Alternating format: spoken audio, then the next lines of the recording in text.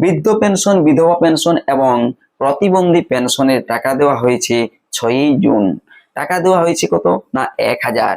যেমনটা বলা হয়েছিল যে 2000 টাকা করে দেওয়া হবে, সেটা কিন্তু দেওয়া হলো না। কেন দেওয়া হলো না, কবে থেকে সেই 2000 টাকা পাবেন এই সমস্ত আবেদনকারীরা? এমনকি এই ভিডিওতে থাকবে যারা নতুন করে আবেদন করেছিলেন, আজ 1-1.5 বছর ধরে রয়েছে অ্যাপ্রুভাল পেন্ডিং, অর্থাৎ পেন্ডিং রয়ে দিয়েছে। আপনাদের ডাটাগুলো অনলাইনে স্ট্যাটাসে দেখা যাচ্ছে, কিন্তু পেন্ডিং রয়েছে।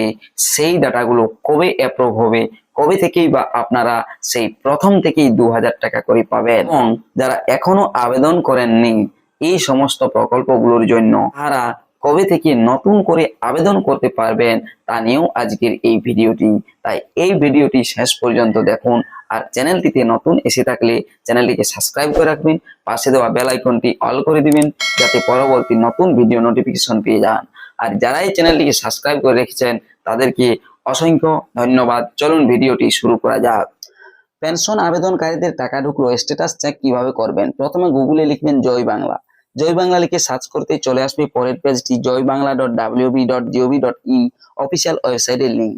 এই লিঙ্কে ক্লিক করবেন। এই লিঙ্কে ক্লিক করার সাথে সাথেই পরবর্তীতে দেখতে পাবেন অফিসিয়াল ওয়েবসাইটটি ওয়ান আমব্রেলা স্কিম, অর্থাৎ এক ছাতার নিচে অনেকগুলো পেনশনের স্ট্যাটাস চেক। এই যে অফিসিয়াল ওয়েবসাইট চলে এসেছি। অফিসিয়াল ওয়েবসাইটের ডান দিকে জয় বাংলার নিচে ট্র্যাক অ্যাপ্লিকেশন স্ট্যাটাস একটি অপশন রয়েছে। এই ট্র্যাক অ্যাপ্লিকেশন স্ট্যাটাস অপশনে ক্লিক করতে হবে। দেখুন আমি এই ট্র্যাক অ্যাপ্লিকেশন স্ট্যাটাস অপশনে ক্লিক করে দিচ্ছি। এই অপশনে ক্লিক করার সাথে সাথেই চলে আসবে পরবর্তী পেজটি। এখানে স্কিম, প্রথমে আপনাকে স্কিমটি সিলেক্ট করতে হবে। আমি এখানে WCD ওল্ড এজ পেনশন অর্থাৎ বৃদ্ধ পেনশনের সিলেক্ট করে নিচ্ছি। এরপর সার্চ ইউজিং, এই যে এখানে মোবাইল নাম্বার না আধার নাম্বার কি দিয়ে দেখতে চাইছেন, এখানে আমি মোবাইল নাম্বার সিলেক্ট করলাম, মোবাইল নাম্বারটি দিয়ে দিচ্ছি। দিয়ে পরে ডান সাইডে ক্যাপচা দিয়ে সার্চ অপশনে ক্লিক করছি। এখানে অনেকেই আবার কমেন্ট করছেন যে ক্যাপচা ঠিক মতো নিচ্ছে না। দেখুন মোবাইলে যখন করবেন ডেস্কটপ সাইটটি অন করে নেবেন, তাই আপনার সুবিধা হবে। দেখুন এই যে এই জায়গাটাতে ক্যাপচাটি দিয়ে দিচ্ছি। ক্যাপচা আর কতগুলো হচ্ছে না, 6টি ক্যাপচা দিতে হবে। 5টি যদি হয় তাহলে হবে না।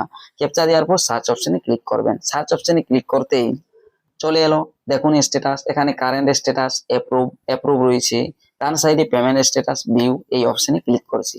এই অপশনে ক্লিক করার সাথে সাথেই দেখুন এখানে দেখতে পাবেন স্ট্যাটাসটি দুটি মাসের, এপ্রিল আর জুন। এপ্রিল আর জুনের, এপ্রিল মাসে কি না পেমেন্ট সাকসেস হয়েছে, জুনে কি পেমেন্ট আন্ডার প্রসেস দেখাচ্ছে, তবুও 6 তারিখ টাকা অ্যাকাউন্টে এসেছে এই জুন মাসের। আর যেহেতু মেয়ের কোনো আপডেট নেই, তাই মে মাসের টাকা এবার আর পেলেন না। তবে এক্ষেত্রে জুন মাসে পেমেন্ট আন্ডার প্রসেস দেখালো, টাকা 6 তারিখ নাগাদেই দিয়ে দেওয়া হয়েছে। টাকা কত দেওয়া হয়েছে না 1000 টাকা। 2000 টাকা দেওয়ার কথা ছিল, কিন্তু 1000 টাকাই দিয়ে দিয়েছে। দেখুন মুখে হয়তো বলা হয়েছিল যে 2000 টাকা দিয়ে দেওয়া হবে, কিন্তু কাগজ কলমে কোনোরূপ কোনো বিজ্ঞপ্তি বের হয়নি যে এই মাস থেকেই বা জুন মাস থেকেই টাকা দেওয়া হবে এমনটা, কিন্তু বা 2000 টাকা দেওয়া হবে এমনটা কিন্তু বিজ্ঞপ্তি বের হয়নি।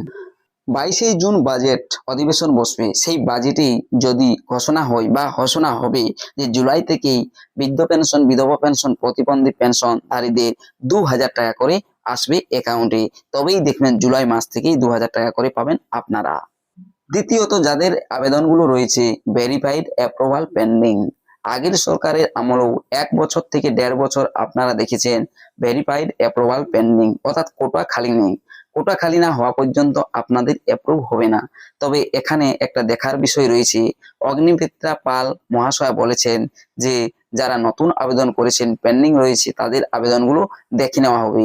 আর 22শে জুন বাজেট অধিবেশন, সেই 22শে জুন যদি নতুন করে কোটা খালি হয় বা নতুন করে বৃদ্ধ পেনশন আবেদনকারীদের নেওয়া হয়, সেক্ষেত্রে এই আবেদনকারীরা জায়গা পাবেন। যদি সেখানে 1 লক্ষ বলা হয় যে নেওয়া হবে, তাহলে 1 লক্ষ আবেদনকারী টাকা পাবেন।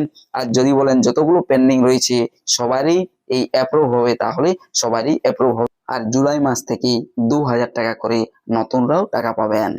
আর যেহেতু আগে আবেদন করেছে যে সেগুলো পেন্ডিং রয়েছে, তাই নতুন করে আবেদন করার ব্যাপারে এখন কোনো চিন্তা ভাবনা নেই, বা নতুন করে আবেদন হয়তো করা যাবে না।